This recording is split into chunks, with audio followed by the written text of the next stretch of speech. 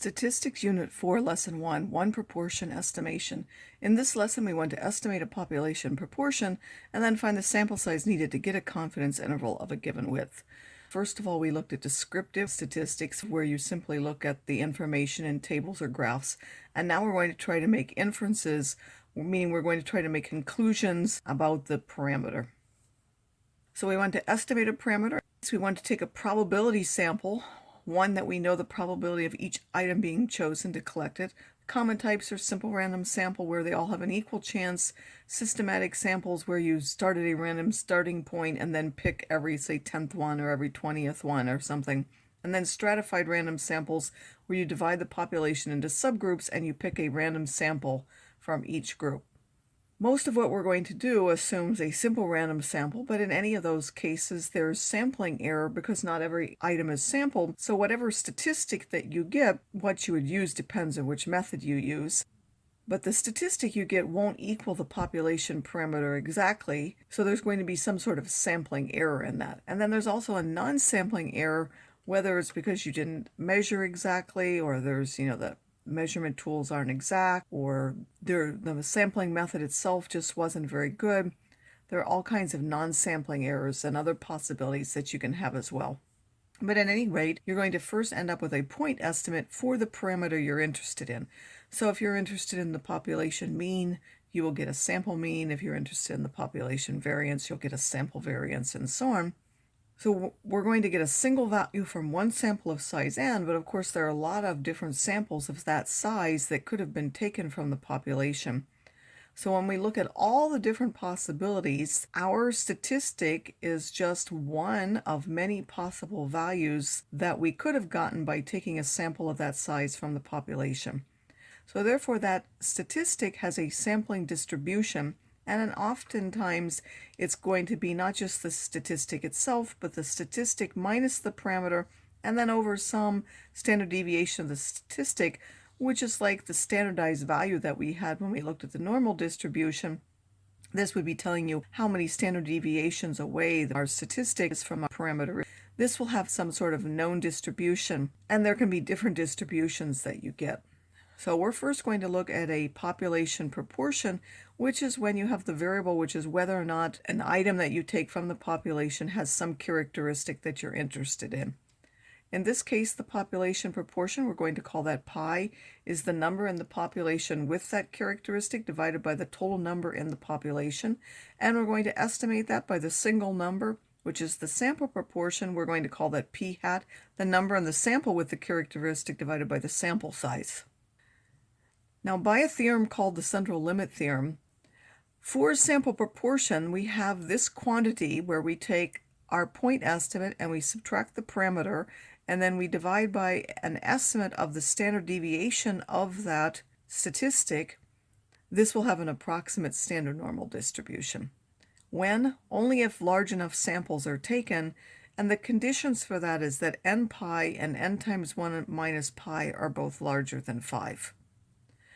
And as I mentioned, this is the approximate standard deviation of that statistic, and we use the approximation if the sample numbers with and without, because we won't actually know pi, so we're going to do it if n p hat and 1 minus p hat are both larger than 5, with being 10 even better, and the sample size has to be a number more than 30. Additionally, you shouldn't take so much of the sample. It should be less than 10% of the whole population when you're sampling. So otherwise you have to adjust for that in your estimate.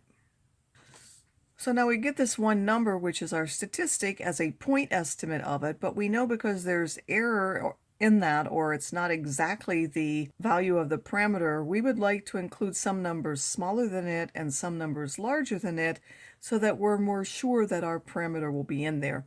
This range of values is called a confidence interval, and we would like to know the probability that our actual proportion pi is in our particular confidence interval.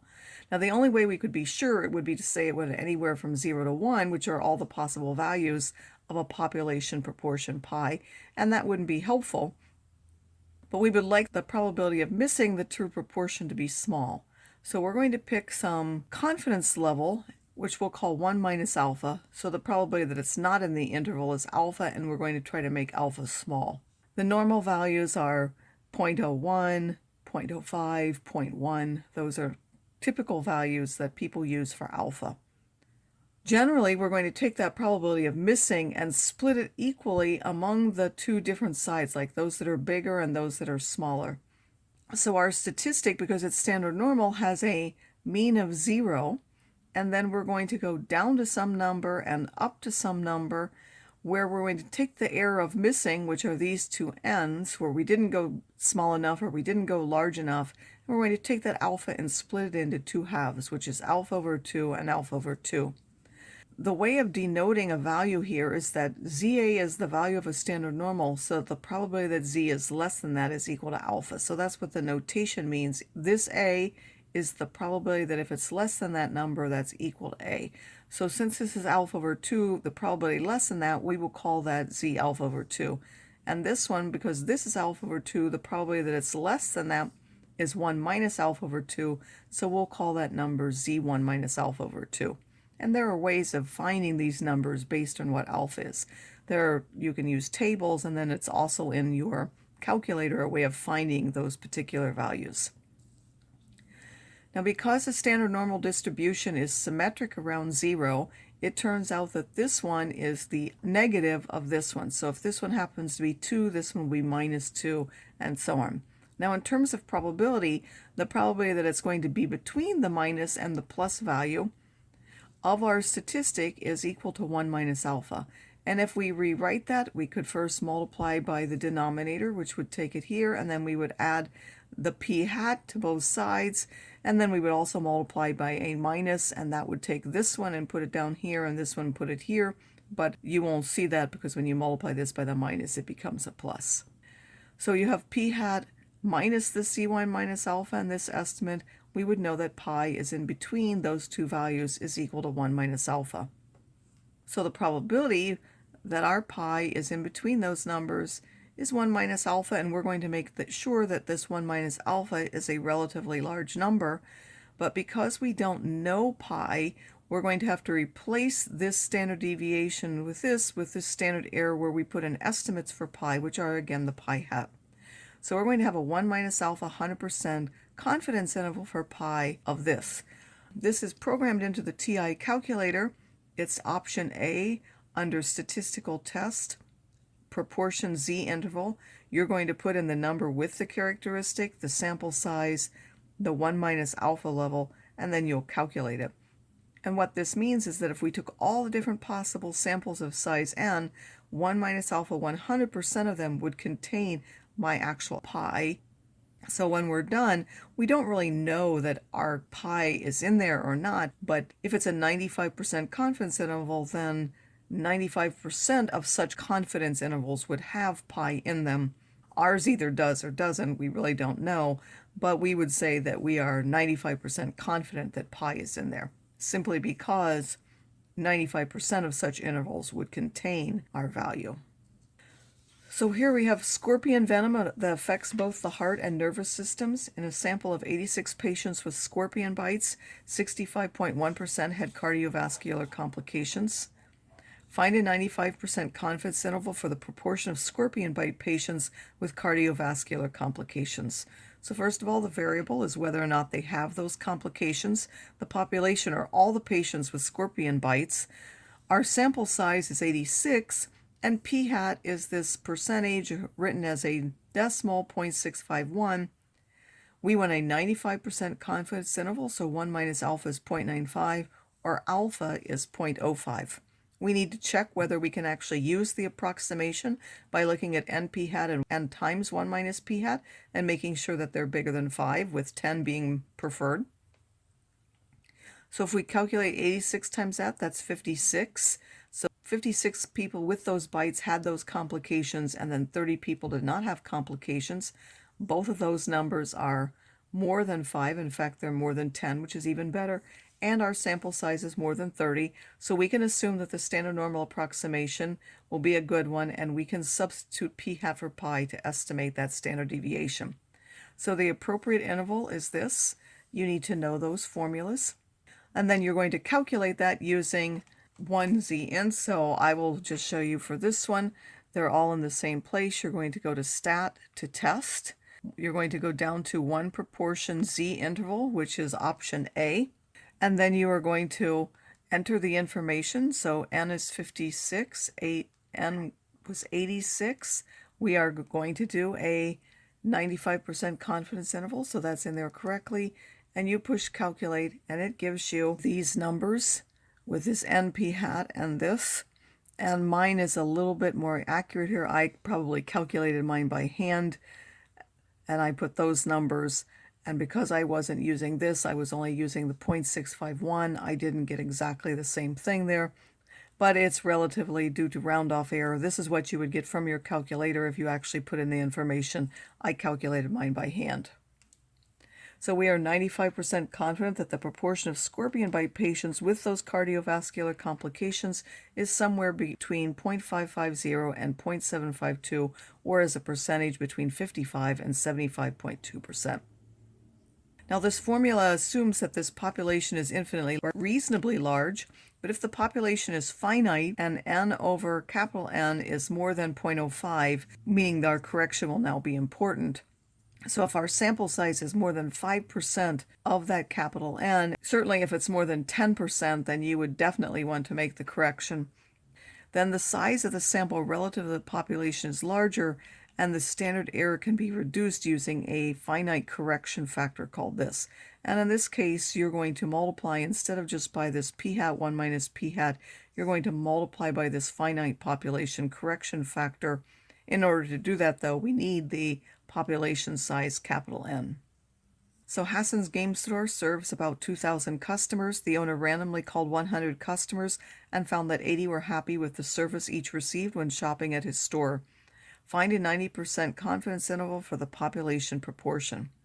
So the variable were whether or not the customer is happy with the service they received, the population, or all the customers of that particular game store. The sample size was 100. The p hat was 80 out of 100, or 0.8. We want a 90% confidence interval, so 1 minus alpha is 0.9, or alpha is 0.1. And we know that capital N is the 2,000 customers that the store serves. We have n times p hat, and n times 1 minus p hat bigger than 5, and our sample size is more than 30. So we can assume that the standard normal population holds, but n over capital N is 0.05, so we would think about making a finite population correction factor for that, even though we're right at the borderline for that. And in this case, I used inverse normal to come up with that value. This is not in your calculator, so you have to actually find this value. And we looked at that before. Remember, this is the one where 95% is less than that for a standard normal.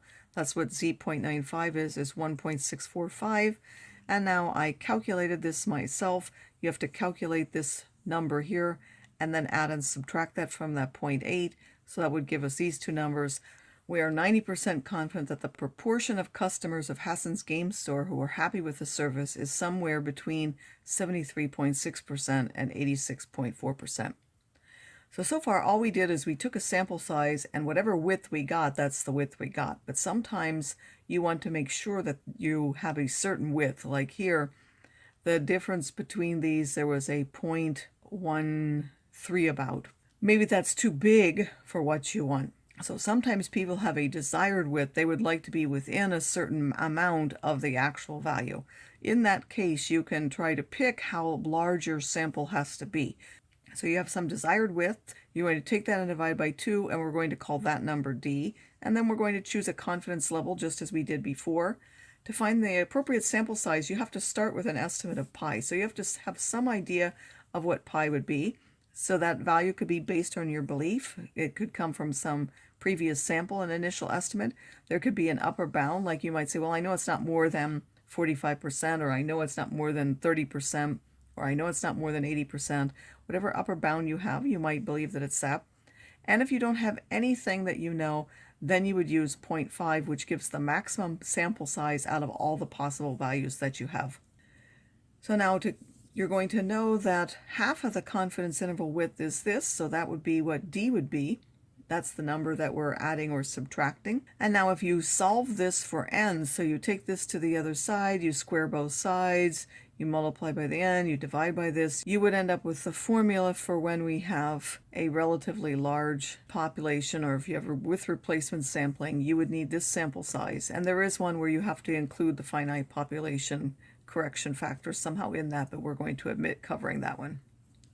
If we believe that a certain proportion for a large population is not more than 80%, what sample size do we need to have a 95% confidence interval of a width of 0.1? So we need 1 minus alpha, which goes from here, is 0.95, so alpha is 0.05. We have to look up the z value because it's in our formula, so we would use inverse normal to find that value. And then d is our desired width divided into 0.05. With an upper bound of using pi of 0.8, we simply put those numbers in the formula and calculate, and we know that the number needed has to be more than 245.86, so we need a sample of at least 246 to make sure that our 95% confidence interval has a width of 0.1.